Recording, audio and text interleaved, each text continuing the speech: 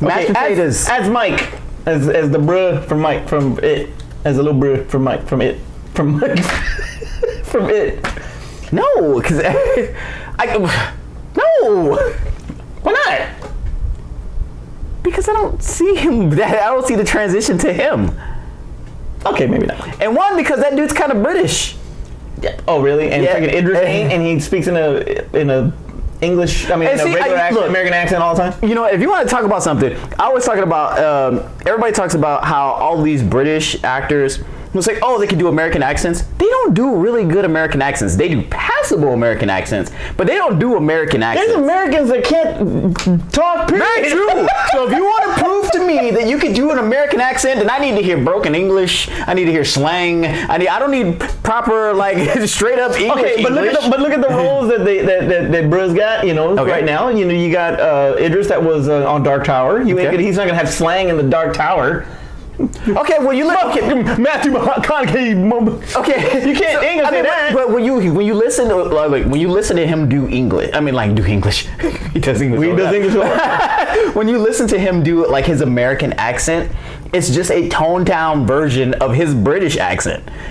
Okay, it's just not as British. Okay, Boyega. It's less British. What about it's John Boyega? British light. What about John Boyega?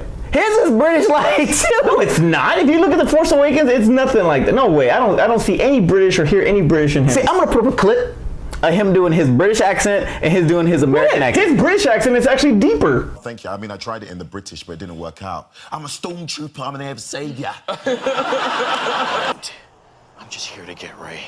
People are counting on us. The galaxy is counting on us. Solo, we'll figure it out. We'll use the Force. Okay, forget it. All right. Patrick Wilson from Conjuring, the one that plays Ed Warren, as Bill, the kid that stuttered. Georgie's big brother. No. Well, he's gonna be too young. What? You said Georgie's big brother. Yeah. Wait, which It are we talking about? This is It Chapter 2. These are the adults. Oh, okay, that character in his. Yeah. I was about to say, but he's not old enough. I think he'd be good. I think he'd be good as Bill. Jessica Chastain as Beverly, I don't agree with that. I know that she's got, connections and all that because of the whole mama thing, but I like Amy Adams as Beverly. The little girl resembles her like royally. I go Amy Adams. Okay, so my whole thing, and I get where you want to bring in some big names to just kind of make a wow factor to people coming out and see, it's like, wow, these people, but these are unknown actors as kids anyway, so why do we need to go and make them actual A-list celebrities? So you think that it should be the kids from the original miniseries, fast forward, with the exception of Brandis' character?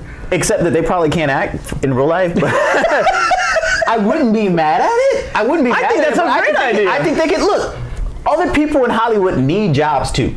Give them a job. Find some other no-names. By the way, find some no-names, because we all know in It, the second half of the story was the worst half of the freaking story. That was the worst half of the story. But this particular... The adult version of the adult part of the It story was the worst part of the story. Get some people that are unknown actors. You can pay them a little bit of money. Do what Marvel does. Pay them do what Blumhouse does. Pay them a little bit of money.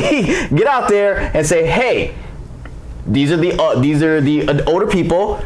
It doesn't matter. They could do another $35 million budget and make a load of money, and then we'll all be like, oh wow, such a profitable franchise. But the difference as opposed to getting all these A-listers having a $200 million budget, and they're like, oh, this movie's got to make like Avengers money, $1.5 billion in order to be profitable. But the difference is this chapter 2 is gonna go into Pennywise's origin for 1. 2 is gonna go in flashbacks with the kids too from chapter 1. Mm-hmm. So there's gonna be a lot of different elements in the majority in this one. Exactly. So just like in the original miniseries.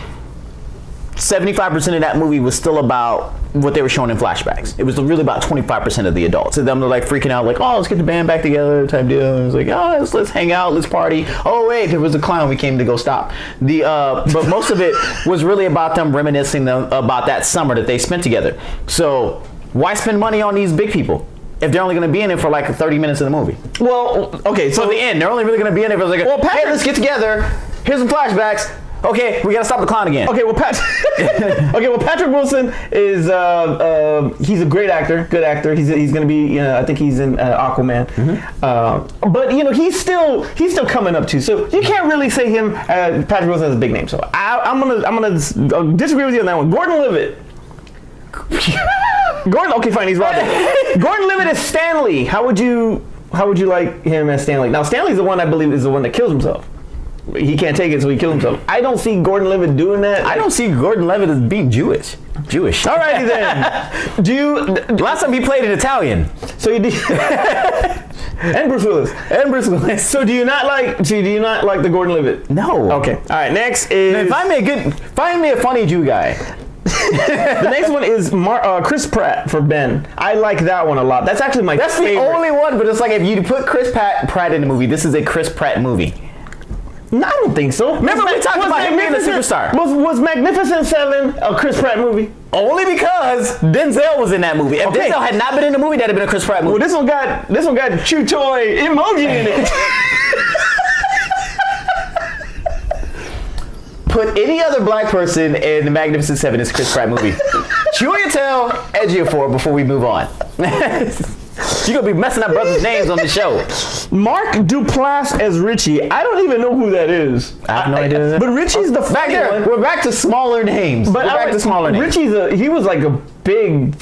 He was like the humor of the whole movie. So you'd have to do somebody who I really would like Bill Hader to be that. That would be good. Bill Hader's a small enough name. That's fine. I'm okay with that one. Chris Pratt? No. Chiwetel Ejiofor? No. Okay, but we said that Chris Pratt. Okay, I'll even go back. Chiwetel Ejiofor? Maybe. Chris Pratt, yes. No. Because of the Chris Pratt movie at that point. No, you want Passengers Part 2? No. I didn't want Passengers Part 1. I actually like Passengers Part 1. All right, and finally, like there's a sequel. Finally, Adam Scott as Eddie. Adam Scott. Step Brothers, the older brother for Will Ferrell. Oh, really? The real jerk. Yeah. Yeah, Adam Scott as Eddie.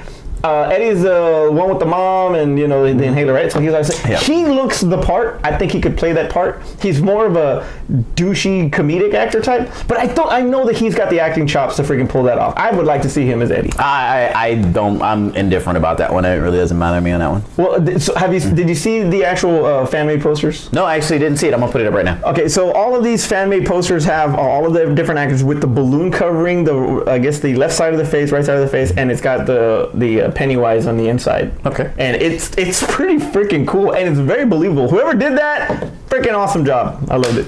So tell us what you think about who should play the adult versions of the kids. Put it down below. Let us know what you think. There were some questionable castings. I'm like, really, I gotta have Amy Adams. I gotta have Amy Adams as Beverly. We'll see what happens. Okay, but you're gonna. Okay, so if she is that, you're not gonna keep thinking of Superman all the time? Not at all. Not even close. No? Okay. Arrival. You're not gonna think. Because that was her best role. That was her best role. Arrival, baby. Arrival. Sequel to The Arrival with Charlie Sheen. Terrence, take us home. As always, make sure you comment below and tell us what you guys think, like you mentioned before. But make sure you guys subscribe. And if you do subscribe, tell other people to subscribe. Because we want to make sure we start this big following. And once they subscribe, tell them to tell some other people to subscribe. So that way we can get our numbers up. But make sure you guys like this video so that way we know that the topics that we do talk about are things that you do like. And we're always open to suggestions. So if there's a topic that you guys were thinking about, or maybe even just something that you wanted to hear us discuss and debate, let us know and we'll talk about it. But The Good Rants is actually one of those shows that it's just, there's no writing. There's nothing. This is complete free balling. So we'll take whatever topics you want us to talk about. We will talk about it. We will not write, just talk. There's no pants on under this desk. That's very true. That's how we free ball. For Aspen and Art, where the hell are at? I'm Manny. I'm Terrence. And we'll see you next time on the Good Quickies. Yeah, but you have somebody else on your buy. Oh, you're a kicker. Yeah, you're a kicker. Oh. All right, let's go. Fuck, I gotta drop people to fit them on my fucking roster. 3, 2. They're all fucking hurt anyway. All right. 3, 2, 1. Bastard! Fucking Rogers! Fucking Rogers. I know. Stay healthy. So all those damn Allstate commercials, I'm gonna goddammit. fucking lose. Yeah, what happened to that fucking discount double check? Fucking.